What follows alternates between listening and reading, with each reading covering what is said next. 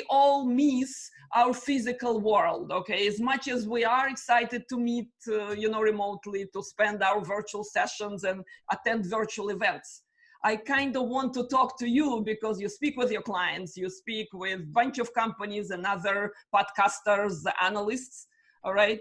I want to take your opinion on this virtual universe unveiling in front of us in terms of the events. Let's call it events. I'm very passionate about this area right now. So from your experience, what things that you find working right now, what things are not? I'll offer my opinion, after you.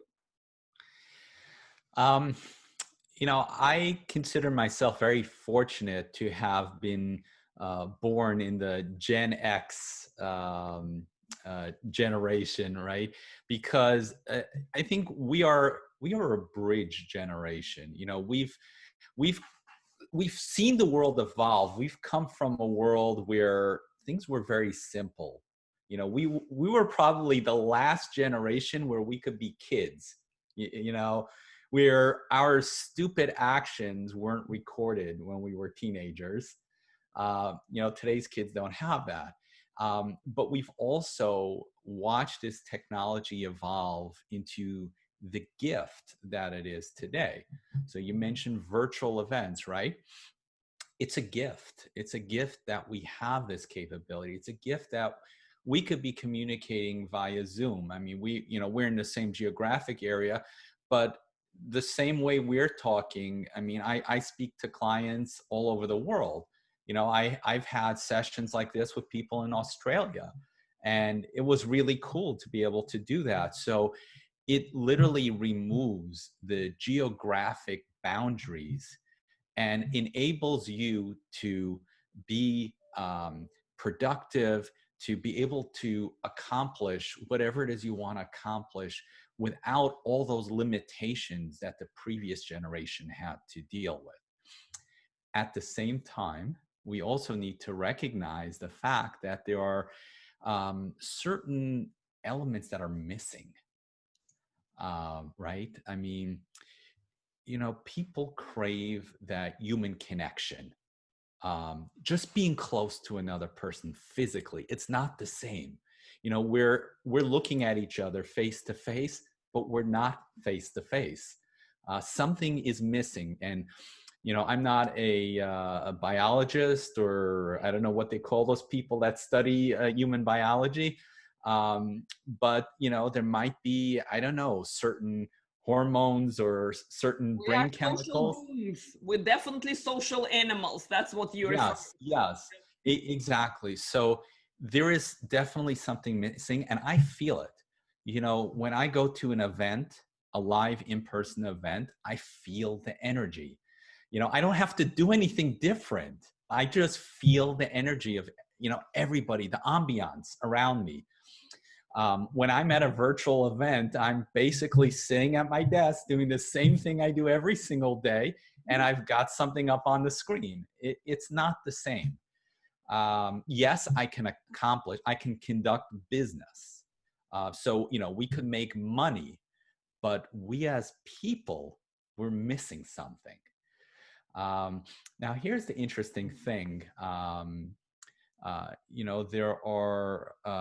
There's this discussion, and we actually had this discussion offline about introverts versus extroverts going to these events. The elements in all these, right? How different personalities handle the reality. How different personalities handle this.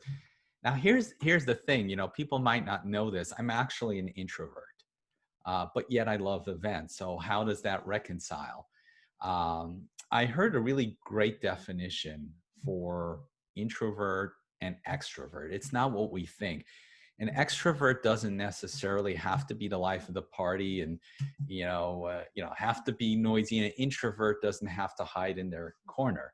I heard that the definition of an introvert is somebody that goes, that recharges internally. When you need to recharge your energy, you go to a quiet room, you listen to some music or you read a book, and you relax for a few minutes or a few hours, depending on the stimulation, and then you're back in business. But it doesn't mean that you don't enjoy going places and going to big parties. And extroverts need that loud stimulation in order to recharge. And So yet sometimes extroverts need time alone to also kind of process all this noise, right? And process, digest all this excitement, right? Because for extroverts, right, people excite you, people inspire you. At the same time, you cannot handle all the noise all the time. So we all, by the way, all borderlines. There are no pure types anyways. So exactly. So, when I go to these events, I take it all in. I enjoy it. To me, I love the people aspect. You can't do this when you're sitting behind a computer screen. I mean, I'm at an event, I'm talking to somebody, I see you down the hall. I have in my mind, okay, I want to say hello to Irene. And then, I come over to you, and then, we talk, and the process repeats itself. And, you just get to, you get a lot of human interaction that way. And then maybe at the end of the day, before dinner, for an hour, I need to go back to my hotel room and hide for an hour and recharge. And then I'm back to normal. So, there is a little bit in there for everybody. And I don't think that we can replace in-person events. I do think that a lot of it is going to change, depending on the types of events and depending on what the outcomes are going to be, and what kind of audience you wish to attract. So if your event typically attracts a networking audience, then I think that's going to remain in person. 2020 will pass. 2021 will pass. We don't know when this thing's going to finish, but it's going to end. It will be over one day. It will be. Yes. Soon. We're talking about months. I don't think it's going to be, 6 years or anything like that. But by this time next year, we'll be on our path to back to the old normal in some respect. Let me contradict you here, all right? Because I'm being convinced by my speaker last week, Greg Verdino. He is your peer. He's a fantastic, optimistic speaker. He wrote the whole book about never normal. Normal. So what you're talking about, I think, is really that we'll be able to overcome the COVID dangers and risks, right? And we will pick the right model.